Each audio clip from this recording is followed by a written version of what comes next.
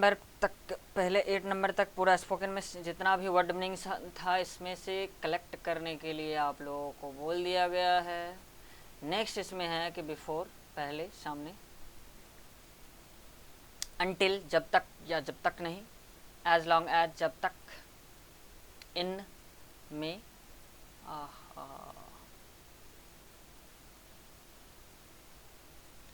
इस तरह से पेन लेना मैं भूल गया, वेरी बैड।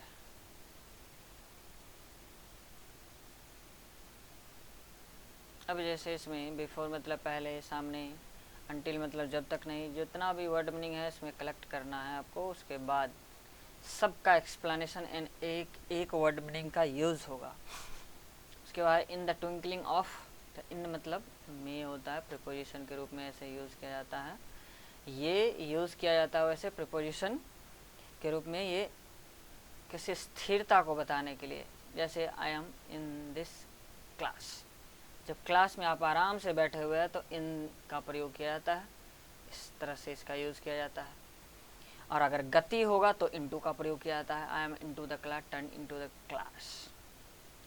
इसके बाद कहता है in the twinkling of an eye, पल में। नेक्स्ट इसमें अगला है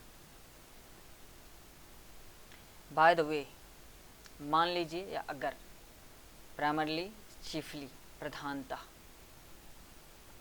time and again bar bar, again and again इसका भी मतलब बार बार होता है। बाय टर्न्स, बाय साइट बारी बारी से, विदाउट डिले बिना देर किए हुए। उसके बाद बाय लॉ कानूनन, नियमतः कानूनन।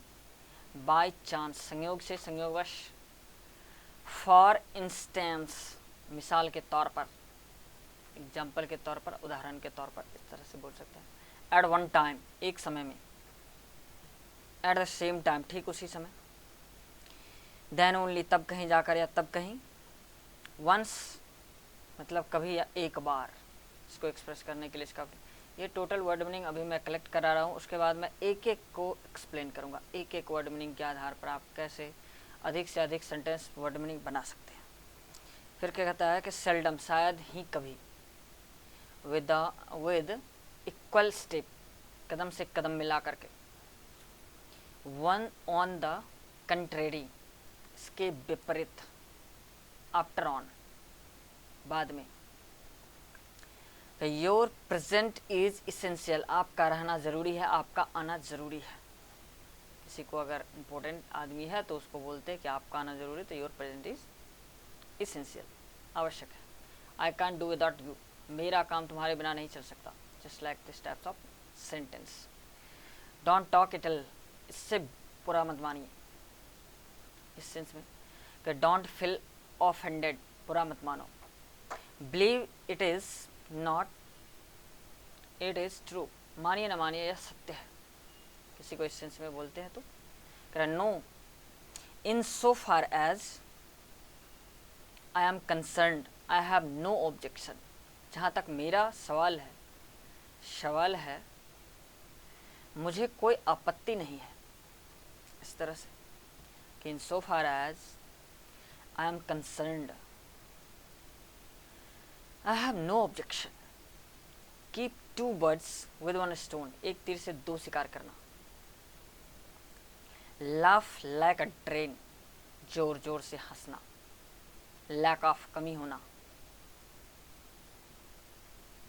लैंग्विश इन अभाव में जीवन व्यतीत करना। उसके बाद लास्ट कास्ट अंतिम प्रयास, जब अंतिम प्रयास लास्ट बार सोचा जाता है कि इसके बाद तो मेरे पास चांस ही नहीं है, तो कहते हैं लास्ट कास्ट अंतिम प्रयास। नो लव लस्ट किसी प्रकार का प्रेम या मित्रता का न होना, नो लव लस्ट।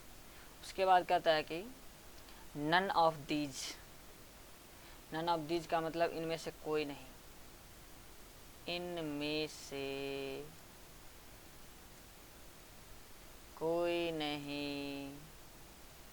अब जैसे कि 4 ऑप्शन होता है ए बी सी डी, तो उसमें कहते हैं इनमें से कोई नहीं, तो लास्ट रहता है ऑप्शन हमारा नन ऑफ दीज, इसको एक्सप्रेस करता है।